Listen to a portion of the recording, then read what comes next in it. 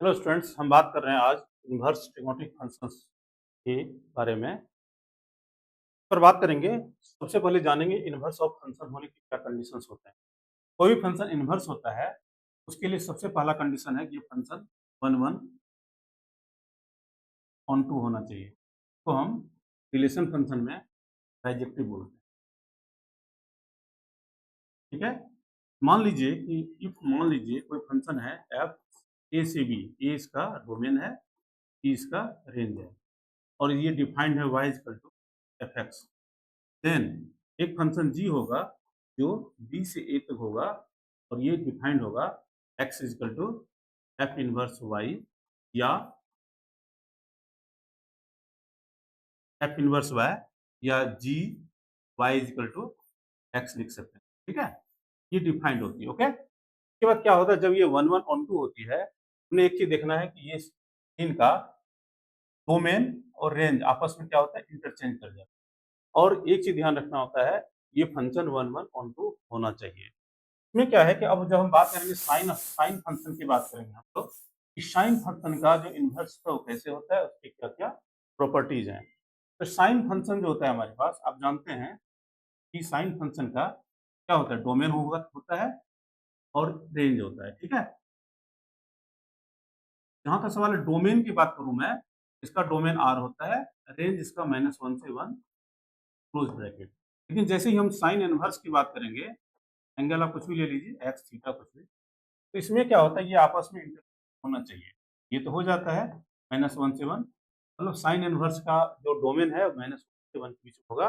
लेकिन इसका range transfer नहीं होता है। अगर रेंज ट्रांसफर होगा, ये 1 नहीं रहता है। आप ध्यान दीजिए, अगर एक्स का वैल्यू π/2 है, तो आपको पता है साइन π/2 भी 1 होता है।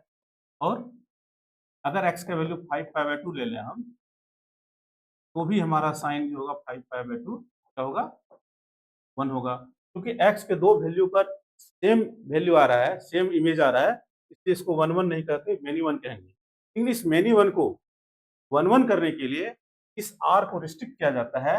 इस रिस्ट्रिक्टेड वैल्यू को हम लोग बोलते हैं प्रिंसिपल वैल्यू ब्रांच। ध्यान रखिएगा, दैट इज वेरी इंपॉर्टेंट, इसी पर सारा क्वेश्चन बनेगा। ये है प्रिंसिपल वैल्यू ब्रांच। इस प्रिंसिपल वैल्यू ब्रांच को हम यूज करके अभी बहुत सारे क्वेश्चन करेंगे। और इस प्रिंसिपल वैल्यू ब्रांच पर तीन जो बेसिक फॉर्मूले हैं उसको समझ लीजिए आप। पहला बेसिक फॉर्मूला है, वो है आपका sine inverse minus x, always minus बाहर आएगा, दैट इज ये होगा। इसके बाद दूसरा फॉर्मूला होता है साइन इनवर्स, जो साइन एक्स होता है वो हो गया एक्स, लेकिन कंडीशन है एक्स बिलोंग्स टू -π/2 से लेकर के π/2 होना ही चाहिए, नहीं तो आपको फॉर्मूला के अकॉर्डिंग सेट करना पड़ेगा। दूसरा होता है साइन इनवर्स एक्स। ये जो होती है, ये एक्स होगी, कंडीशन है x belongs to domain of sine inverse, that is -1 से 1 होनी चाहिए। इन्हीं तीन फॉर्मूले पर हम आज बहुत ही इंपॉर्टेंट क्वेश्चन डिस्कस करेंगे इस शॉर्ट वीडियो में। देखते हैं, सबसे पहला बात करेंगे जो सीबीएसई में आया हुआ क्वेश्चन है, साइन इनवर्स -1/2 का हमें वैल्यू निकालना है। इसके लिए जो फॉर्मूला मैंने बताया है, माइनस को आप बाहर कर दीजिए। ठीक है, साइन इनवर्स ये हो गया 1/2। अब ये ध्यान दीजिए कि 1/2 साइन के किस एंगल पर है, ये होता है π/6 पर। इसको लिखिए साइन इनवर्स साइन, ये होगा π/6। ओके, ये हो गया आपका, माइनस पहले से था, ये हो गया π/6। और आप जानते हैं π/6 क्या हो रहा है, बिलोंग्स टू -π/2 से π/2। ओके, इसके बाद क्या है कि ये क्वेश्चन है आपके पास 2 नंबर, जो साइन इनवर्स कॉस वॉटेवर जो भी है। इस क्वेश्चन में क्या करना है आपको, कि साइन इनवर्स सबसे लास्ट से इसकी सॉल्यूशन होती है, ये होता है साइन इनवर्स। अब यहाँ माइनस इसको बाहर कर लीजिए, ये √3/2। ओके, अब इसके बाद क्या करना है आपको, ये जो √3/2 है, ये होता है साइन ऑफ π/3, ये लिखेंगे, ये होता है आपका साइन इनवर्स, ये हो गया कॉस, ये माइनस साइन इनवर्स, तो लिखेंगे साइन π/3। और अभी आपने एक फॉर्मूला पढ़ा है, sine inverse sine x, x होती है कंडीशन अप्लाई। ये हो गया आपका साइन इनवर्स, ये हो गया कॉस ऑफ नेगेटिव ये π/3 और ये भी आपको पता होगा cos ऑफ माइनस एक्स जो होती है फोर्थ क्वाड्रेंट होने की वजह से ऑलवेज ये cos x होता है। इसका मतलब ये माइनस का कोई महत्वपूर्ण रोल नहीं होगा, तो हम क्या करेंगे, तो लिखेंगे साइन ऑफ cos ऑफ π/3 और cos π/3 का जो वैल्यू होता है आपको पता है क्या होता है, साइन इनवर्स 1/2 और 1/2 कहाँ होता है साइन में, क्योंकि आपको पता है साइन इनवर्स के साथ साइन ही होना चाहिए। ये हो गया साइन ऑफ π/6, इसका मतलब ये हो गया आपका π/6 आंसर हो जाएगा।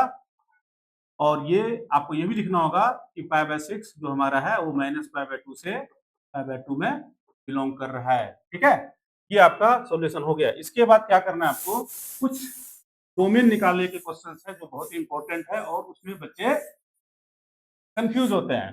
तो हम लोग सबसे पहला डोमेन लिया था कि पहला क्वेश्चन है आपका कि डोमेन निकालना है साइन इनवर्स 2x ऑफ -3। ध्यान दीजिए, हमको डोमेन निकालने के लिए सिर्फ इसी का काम है, इसकी वैल्यू -1 से 1 के बीच में ही होना चाहिए। इसका मतलब ये हो गया सॉल्यूशन में हम क्या करेंगे, फॉर डोमेन ये जो वैल्यू होगा -1 से लेकर के ये क्या होगा 2x - 3 और लेस देन इक्वल टू 1 और सिर्फ x निकालना है, इसीलिए इस 3 को हम इधर भी और इधर भी ट्रांसफर करेंगे। ये हो जाएगा 2x, ये हो जाएगा 4, ये हो जाएगा -1 + 3 दैट इज 2, तो 2 लिख दीजिए और ये क्लोज ब्रैकेट। क्योंकि अब ये हमें तो x चाहिए था, 2x नहीं चाहिए, इसलिए हम 2 से इनइक्वालिटी को डिवाइड कर रहे हैं। That is x equal to ये हो गया 1, ये हो गया 2। तो आपका जो डोमेन होगी जो x बिलोंग करेगा 1 से लेकर के 2 तक, that is your answer close bracket. और जब आप ऑप्शन लिखने जाएंगे 1 2 3 4, कभी ओपन क्लोज, कभी क्लोज ओपन, कभी क्लोज, इस टाइप के 4 ऑप्शन देंगे, आप कंफ्यूज नहीं होना है। ठीक है, अब जो दूसरा ऑप्शन है हमारे पास, ये क्वेश्चन है sine inverse x sine inverse 2x। इसकी जब हम सॉल्यूशन करेंगे तो आपको पता है domain of sine inverse x क्या होता है, -1 से लेके 1 तक, इसको आप d1 मान लीजिए, डोमेन ऑफ दैट। d2 जो होगा domain of sine inverse 2x, आपको पता है इसका 2x जो होगा -1 से 1 के बीच में लाई करना चाहिए। ठीक है, तो इसका मतलब x का वैल्यू -1/2 से लेकर के 1/2 होगा।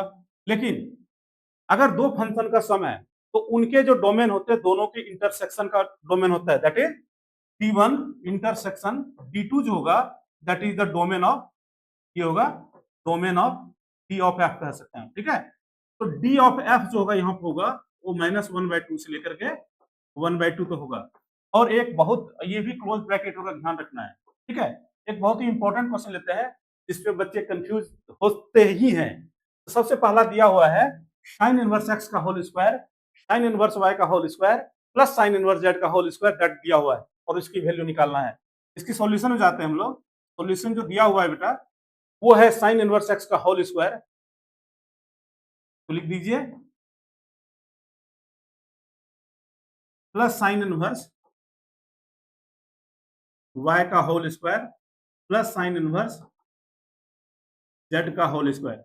इसको आप लिख सकते हो 1/4 pi square plus 1/4 pi square plus 1/4 pi square. और तीनों को हम अगर x plus y plus z equal to k plus k हो, तीनों को k से इक्वेट करना होता है। इसका मतलब ये हो गया कि हमारा साइन इनवर्स x का होल स्क्वायर जो होगा वो 1/4 पाई स्क्वायर होगा। इसको लिख सकते हैं हम लोग π/2 का होल स्क्वायर। और एक चीज और जानना होगा आपको कि एक्स स्क्वायर अगर इक्वल टू ए स्क्वायर हो तो एक्स का वैल्यू ऑलवेज प्लस माइनस में ब्रेक होता है। यही पर बच्चे कंफ्यूज करते हैं, नंबर कटा जाते हैं। ये हो गया प्लस माइनस ए। यहाँ क्या हो गया कि साइन इनवर्स एक्स जो होगा वो प्लस माइनस π/2 होगा और एक्स का जो वैल्यू होगा क्या होगा plus sine inverse x equal to होगा साइन ये प्लस माइनस π/2 और इसको लिख सकते हैं हम लोग, ये प्लस तो प्लस ही है, माइनस बाहर आ जाएगा, प्लस माइनस बाहर रख सकते हैं कि साइन ऑफ π/2 हो गई जिसकी वैल्यू 1 होता है, इसको हम प्लस माइनस 1 लिख सकते हैं। ये x का वैल्यू आपका प्लस माइनस 1 हो गया। इसी तरीके से cos साइन इनवर्स y का होल स्क्वायर इक्वल टू वो लिखेंगे आप, जैसे आपने ये साइन इनवर्स y का whole square equal to pi by 2 का होल स्क्वायर लिखेंगे तो दिस एम्प्लाय y जो होगा हमारा प्लस माइनस 1 होगा, और साइन इनवर्स z का whole square equal to pi by 2 का होल स्क्वायर करेंगे तो इसका भी वैल्यू z का वैल्यू प्लस माइनस 1 आएगा, और हमें निकालना क्या है x square plus y square plus z square, इन सबका वैल्यू 1 स्क्वायर, दैट इज जो निकालना था हमको वो है x square plus y square plus z square, that is 1 का स्क्वायर प्लस माइनस डाल सकते हैं, कोई फर्क नहीं पड़ेगा, प्लस 1 का होल स्क्वायर, ठीक है, और ये हो गया प्लस माइनस 1 का होल स्क्वायर जिसको हम लोग 3 लिख सकते हैं। अगला वीडियो जो हमारा होगा वो कॉस इनवर्स, उनकी प्रॉपर्टीज, उनके कुछ फॉर्मूले पर होगी। लेट्स हम लोग उस पर बात करेंगे, लेट्स बने रहिए।